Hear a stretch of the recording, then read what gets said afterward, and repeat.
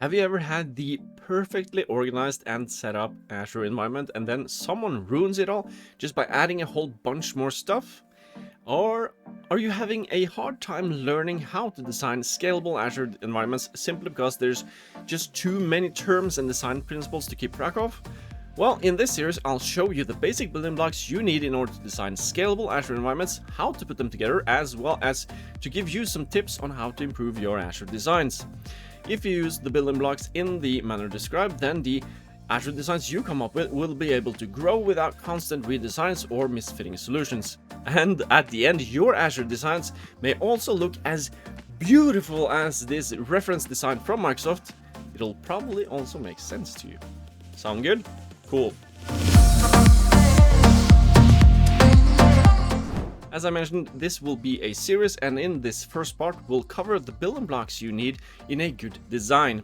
And diving right in, we first have subscriptions, and that's just because I assume you already have a tenant.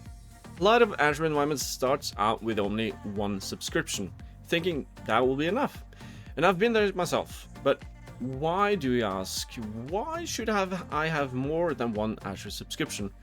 Well, first of all, there are limits on subscriptions, both in regards in how many of one resource type you can have in a single subscription, and some other ways.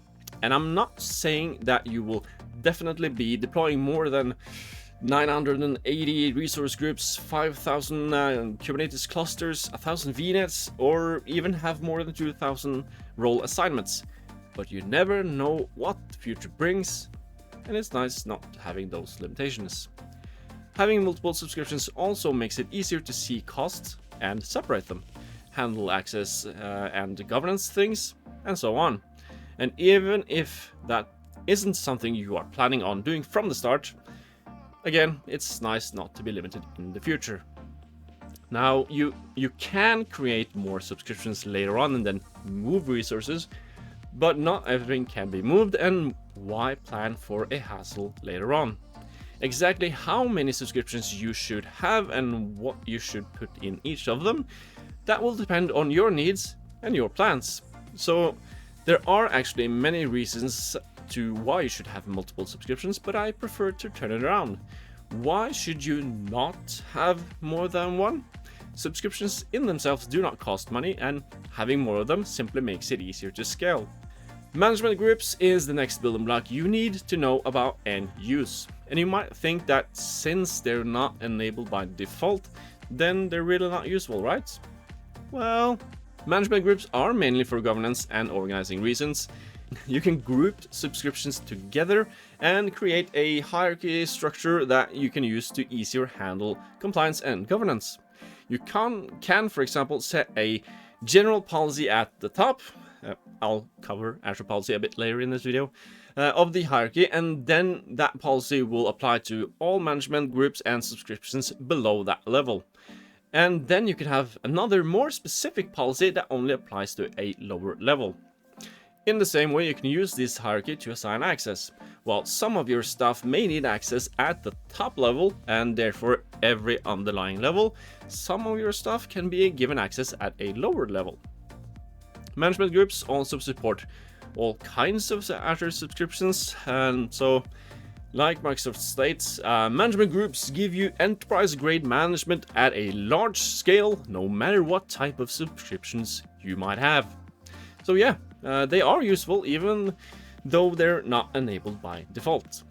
I guess now is as good as time as any to remind you to hit that like button and subscribe if you're not already.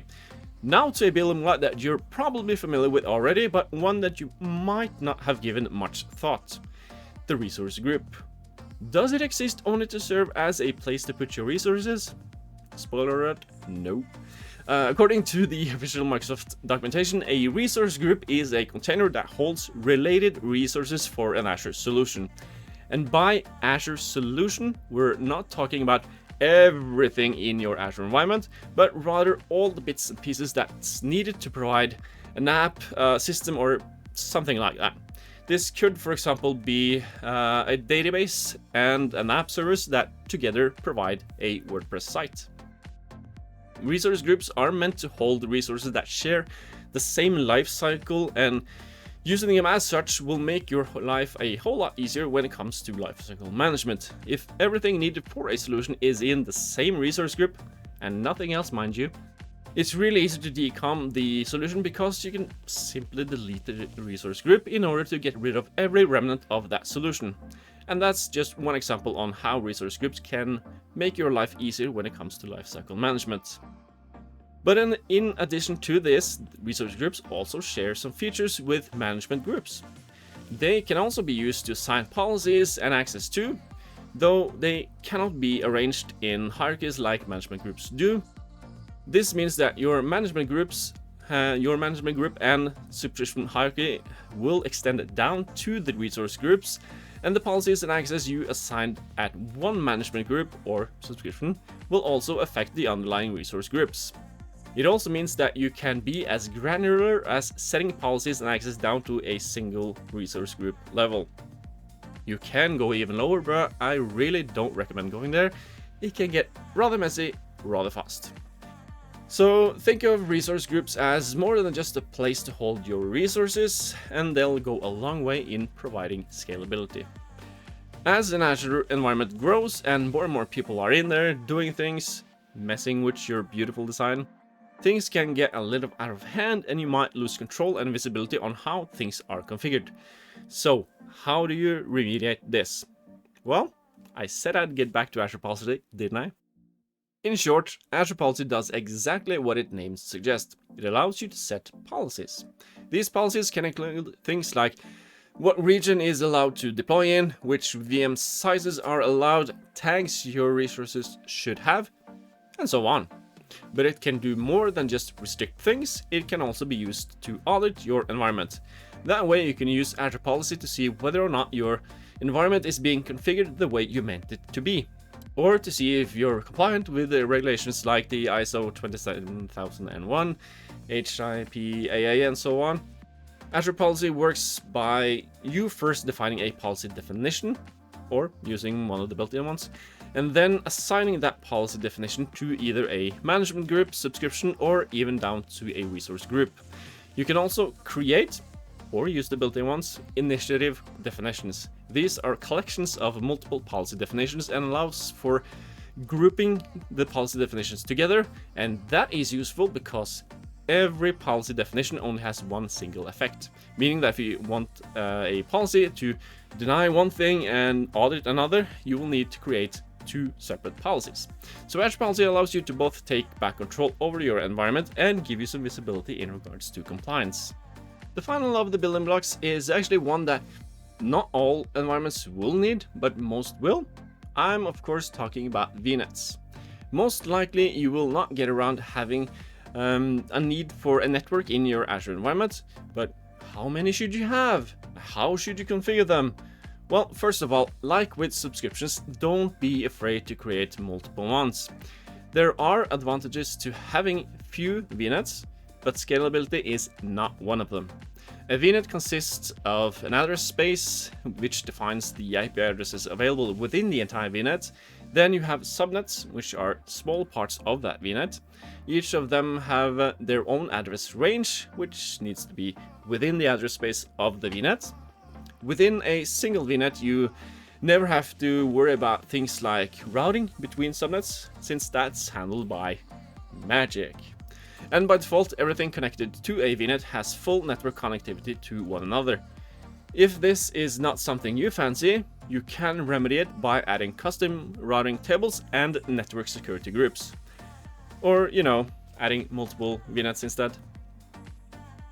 Both routing tables and network security groups are not defined on the VNet itself, but rather on each individual subnet, meaning that you can have different routing tables and network security groups on each subnet. As you might guess, I'm really not a fan of putting too many things in a single VNet. I would rather create a VNet for each service or solution that is logically connected together, kind of like with resource groups, but not quite either. If you have a solution that lives on its own, but also needs to be connected to from another solution, then I would suggest creating two VNets and then peering them together. Peering allows for network traffic to flow between the VNets and doesn't require you to configure routing again, because of magic. You do, however, need to configure network security groups so that you have some control and restrictions on the traffic.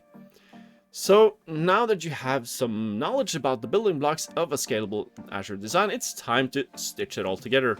I'll cover that in part 2 of this series, which will be linked up here, I think, once it's published. If it's not there, then make sure that you are subscribed to the channel and have notifications turned on.